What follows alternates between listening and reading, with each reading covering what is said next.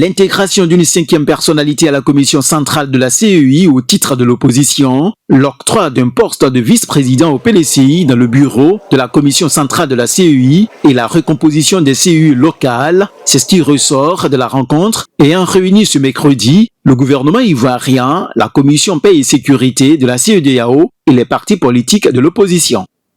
Le gouvernement a décidé d'examiner favorablement et dans les meilleurs délais les requêtes portant sur la commission électorale indépendante. Le gouvernement appelle les partis politiques à lever sans délai le mot d'ordre de désobéissance civile, à s'inscrire définitivement dans la voie du dialogue et à œuvrer pour un déroulement apaisé de l'élection présidentielle du 31 octobre 2020.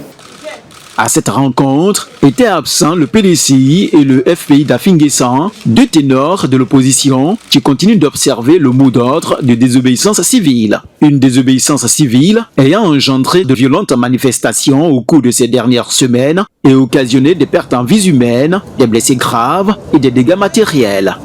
Nous avons entendu des propos assez forts, des propos conciliateurs qui demandent que les parties prenantes de la Côte d'Ivoire se retrouvent autour de la table de discussion.